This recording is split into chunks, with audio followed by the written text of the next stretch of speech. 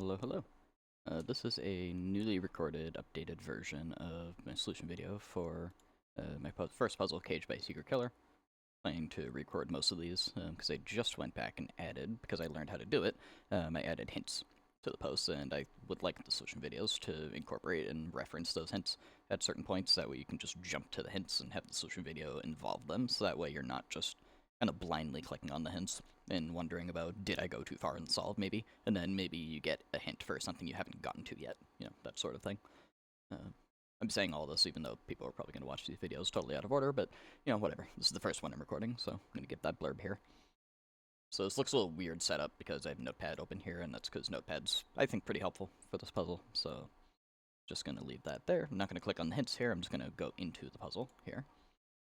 And I have the hints open on my other monitor, so you might see me glance over there, because I'm just reminding myself what they even are, so I know where to mention them, but... Alright, so what we have here is we have a little bit of a story introduced first, and it says, "Oh no, you've been locked inside a Sudoku grid by a crazed maniac who gets thrills out of forcing people to complete logic puzzles." That's me. I'm guilty. Use your wits, as well as some of the Sudoku's secrets to break free. And puzzle creator is not liable if the puzzle breaks during your escape. This is not a broken puzzle, don't worry. It's just me being silly. So, as far as rules go, we have normal Sudoku rules, 1 to 9 everywhere, same kind of standard stuff as usual. I'm going to skip over cages for now, because they're a bit weird. Diagonal, digits may not repeat along either of the marked diagonals. Another way of phrasing that, I almost got that perfect diagonal. Can you get this one? No? Oh well. Another way of phrasing that is effectively that the two diagonals are another region of 1 to 9 once each. That's another way of phrasing that, because you cannot repeat along the diagonals. So this 5 would not reappear anywhere else in any of those. German whisper lines, adjacent digits on a green line must have a difference of at least 5. So if that was a 3, this would have to be at least an 8, or possibly a 9, to be at least 5 away. Consecutive pairs, digits separated by a white dot must be consecutive. So if this was a 2, that would have to be a 1 or a 3. And then inequalities. We have a couple inequality signs, here, here, and here. And it says that it points to the lower of the two digits. That's one way of phrasing it. If you're like me, and maybe the way you were taught it growing up in elementary school, I was always taught it to imagine it like an alligator, that the alligator is hungry for the big numbers and it wants to eat the bigger number. That's the way I usually think of it, but I like saying points to the smaller number as another way of just phrasing it. Anyways, to the killer cages, because they're a bit different here. Normally, you would have cages sum up to the number in the top left corner of the cage, but here, they're not numbers, they're C-A-G-E. I wonder what that spells. And it says, digits in dotted line cages must sum to the value in the top left corner of the cage. In this puzzle, these totals are given as letters, and their value must be deduced. Each letter has a unique sum. For instance, the value of A cannot be the same as the value of C, G, or E. So if we work out that C is 8, for example, none of the other ones can sum to 8. So it's sort of a sum uniqueness kind of rule. And so if you've solved some of my newer puzzles, you might kind of recognize that sort of theme. I used the idea of cage uniqueness and sum uniqueness in a later puzzle. This was sort of the origins of it. So, the very first hint, so I'm going to try to put chapters on the video for that. The very first hint, so don't continue here if you don't want to hear hint number 1. Hint number 1 is that you can reduce C and E to 2 options each because of what the overall rows must sum to. And that is the main thing that the rules is referencing by saying using knowledge of Sudoku's secrets. And so to explain that, if you've solved any killer Sudoku puzzle, you probably already know this, but I'll say it anyways. A full row of Sudoku is the numbers 1 to 9 once each, meaning 1 plus 2 plus 3, etc. up to 9 is going to give you the sum of what every row, column, or box is going to contain, and that number is 45. If you're familiar with cracking the cryptic already, then you're going to be plenty familiar with that secret. It's something we only share with our favorite people. So, and if you're watching this, you're definitely one of my favorite people. I am totally stealing that line from them shamelessly. So, what that means here is that we have a bit of algebra we could do here. And, you know, if you're not comfortable with math, don't get too worried. I don't think it's that bad. We have 4 copies of C plus something, adding up to 45. So what that means is that C must be a number that you can represent the sum in 4 ways. You don't even have to think about the algebra for that. Just thinking of the fact that there's 4 cages in row 1, it has to be a number made up of at least 4 ways of representing that number. And one of my favorite websites to use in killer Sudokus is this website, godoku.com/play/killer/combinations. And I will try to remember to put this in the description. It includes a very handy list of all of the possible ways you can make sums for everything. That being said, you can also use the cage calculator within Sudoku Pad. I find it's a little less intuitive to work with, just because in this case we have 4 copies of the cages. So if we were to, say, eliminate 3 from here, you'd have to do that for all 4 cages in the row, compared to using Sudoku here and just kind of maybe tracking your own sum list in Notepad, like I'm going to do here. I think it's a bit easier to visualize for this puzzle. So we need a sum that can be represented in at least 4 ways, both here and here. And there are only 3 options for that. There's 9, 10, and 11. So I'm going to copy those into Notepad here. Go back to the puzzle. And then we can see, if we had 9, for example, we would have 1, 8, 2, 7, 3, 6, 4, 5. And we would have a 9 left over in the corner, because 9 can't go in any cages that sum to 9. Similar, if we had it sum to 10, we would have 1, 9, 2, 8, 3, 7, 4, 6. And we would have no 5 in the cages, so we'd need a 5 left over here. And similar for 11, we would have a 1 left over here, just looking at the options. Now you'll see right away there's a red digit here. You cannot have 5, because 5 is on the diagonal already. So we can say that C is definitely not 10. And the same is going to happen with E. This is all pretty symmetrical. E is running on the same logic. It would give you the same options of 9, 10, or 11, giving 1, 5, or 9 in the corner, and it can't be 5. So I'm going to rephrase this and say C, A, G, E, because we don't know which one is which exactly, but we can say that C is definitively now 9 or 11, and the same for E, 9 or 11. Just given the options we had, there were only a couple options, and we know it can't be 10, because that would break the puzzle by having 5s in the corners. Another way of phrasing this, if you're more math inclined, is if you had a sum of 9 here, you would have 4 copies of that. So 9, 18, 27, 36, and then a final 9 to bring you to 45 as the total. Or 11, you'd have 11 in 4 times, that's 44, with 1 left over to bring you to 45. So it kind of depends on your mentality on which approach you're going to take, kind of more math heavy or not. They give you the same conclusion either way.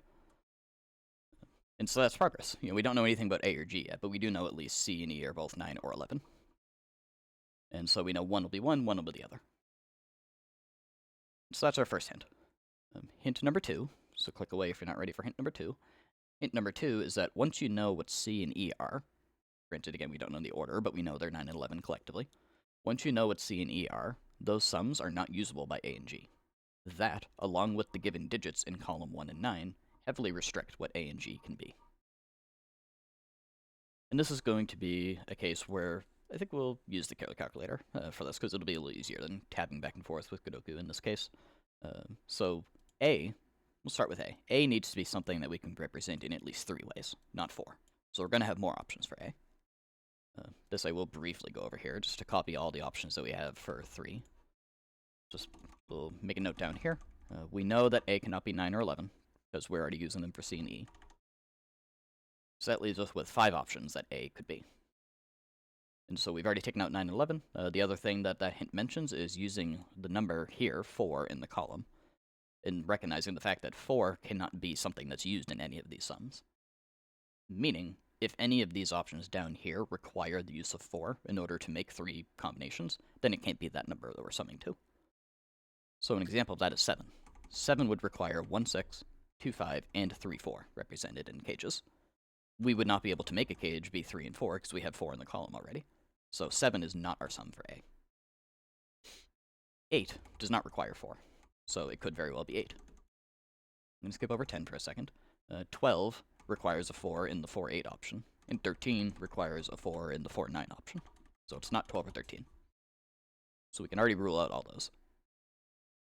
10 is a bit of a unique, kind of more interesting case, but we can rule out 10. So maybe pause, take a moment, and see how you could rule that out before I explain it. So the way we rule out 10 is there is an option that involves a 4, but that's fine because we could do it without the 4, 6. Maybe put some stars around that here. That's not a star. Then we could use 1, 9, 2, 8, 3, 7. But there's a problem with using 1, 9 because we have a 1, 9 in the top left corner of the grid here. So if we were to use 1, 9 down here somewhere, we would break the puzzle. We would not be able to put anything in the corner there.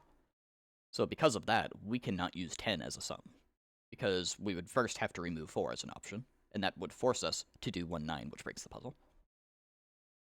So out of that, we can now say for sure that A sums to 8. And that is going to give us a bunch of info now. So first, I'm going to use the killer calculator here and just click on the green, click on the sum of 8 and make that green. Click in the top left, and that will remove all the other options that are not green, in this case. So now we can very easily see, just within Sudoku pad, the 3 options for summing to 8. We have 1, 7, 2, 6, 3, 5, which we already had over here, but again, just using the info we have on screen. One of them is going to have to be in this cage with the German whisper line. So one of these options will have to have numbers that are at least 5 apart from each other. And the only one of those that satisfies that is 1, 7. So we can mark down 1, 7 there for sure. And that is going to now allow us to take out 1 from up here and gives us 9 there, which takes out 9 on the diagonal and gives us 1 over here. And that now tells us the order of which number or which sums C and E are. C is the one that needs to have a 9 left over, meaning C is summing to 9 each individually, because 9, 18, 27, 36, and then 45. So C is 9, and E must be 11. Symmetrical logic. We'd have 44 with the 1 left over in the corner. And that means the other options for A in the column here are going to be 2, 6, and 3, 5. Take out 6 and 2 from there. And that now leaves us with 1 digit not represented in the column here, and that's 8 itself, because we can't use 8 when we're summing to 8. So 8's not going in any of these. 9 is not 8, and 4 is not 8. So 8 must go down here. Now we know E is 11, so we can go across here and maybe do the same idea, click on 11 here. I don't remember if I've said this earlier. You can enable the killer calculator in Settings Advanced if you want to use it. So we know this is 11, so that's going to have to be a 3 to go with it. That takes out 3 here, which takes out 5 from there. This might seem a little silly to do all this pencil marking here, but actually, no, we can do a little better first. Summing to 11 using consecutive numbers has to be 5 and 6. The 6 has to be on the left, 5 on the right, and that leaves us with 2, 9, and 4, 7 left over for the others. 4 and 7 out from there. Now we can do similar up here with the 9 cage, or the 9 cages, that one of them has to be consecutive, so that's going to be the 4 and 5 option in the center. Let's do 9 in the cage calculator here. Alright. And that is about as far as we can get. I could pencil mark all 3 options for C here, but that's about as far as we can get until we think about G now. And so this is like the second part of hint 2. Which is do the same logic we did for A, but use it over here, knowing that now G cannot be 8, because we had that taken up already. So I'm going to recopy those numbers down here for our reference here. We know it can't be 8, it can't be 9, and it can't be 11. It also cannot be 10 for the same reason as before, except a little different slightly. But we have the same issue now of there's a 1 in the corner, so we cannot use any cage total that would involve a 1 in it. So we can take out 1, 9 as an option from the 10 option. And then we would have to use one that uses 4 or 6, and we have a 6 in the column already. So 10 is not an option. Then we can also further use the given digit 6 and the 1 down here to remove some other options. It can't be 7, because that would require the use of both a 1 and a 6. And then it also cannot be 13, because that would require the use of a 6. So G must be 12, and that one was a lot easier to work out. So we can now do 12 in our cage calculator. And do the same exact logic as A. One of them has to be at least 5 away from each other with the numbers, so that's going to be the 3, 9 option going into this one. Then we have 4, 8, and 5, 7 left over in the others. 4 and then 8 come out from there. And then we are also, again, left over with 1 digit that doesn't appear in these. It's a little less obvious because we have double-digit sums here, but we cannot have a 1 in a 12 cage, because we can't do 1 and 11. We also cannot have a 2 in a 12 cage, because we would need 2 and 10. So 2 only has this spot to go in the column, which means it must go with 7 in order to sum to 9. But that can't be 7, that can't be 5 now. Now we can pencil mark the remaining 6 cages up here. We need 1, 8, and 3, 6. 3, 6, 6, 3. That's 7, so that's not 4. We also have inequality signs here. This must be greater than the other, so this could definitely not be a 9 on the left. That takes out 2 from the other side. Same here. 8 comes out from here. So 1 comes out from there. We also have 6 comes out from here, 3 comes out from there, so that must be 1 and 8. 6 and 3. I could have done that a second ago here. That 7 comes out from there. Or wait, no, I did that backwards. Let's undo.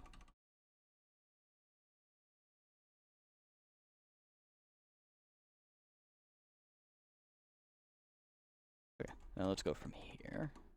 6, 3, 3, 6, 7, and 4. Alright, redo that. I'll probably edit this out. So now we can take advantage of the inequality signs as well. So this left number must be greater than the other one. So this would never be able to be 2 on the left, 9 on the right, because that wouldn't maintain that. Similarly, this can't be 1 on the left and 8 on the right, because that would also not work. So now the two options, 6, 3, and 8, 1, are represented on the inequalities just fine. So now, this is where hint number 3 comes in, and this is the final of the 3 hints. After this, you're on your own, other than watching the video.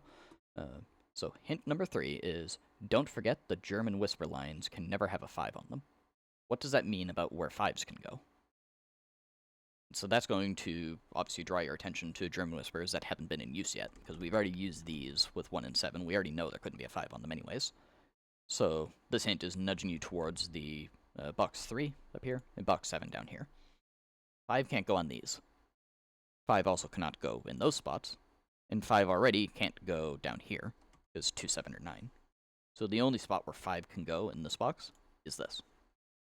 And that gives us 5 and 3. We'll clean up that cage in a second, because you can do the same logic up here, that all of these cells cannot contain a 5, for the same exact reason.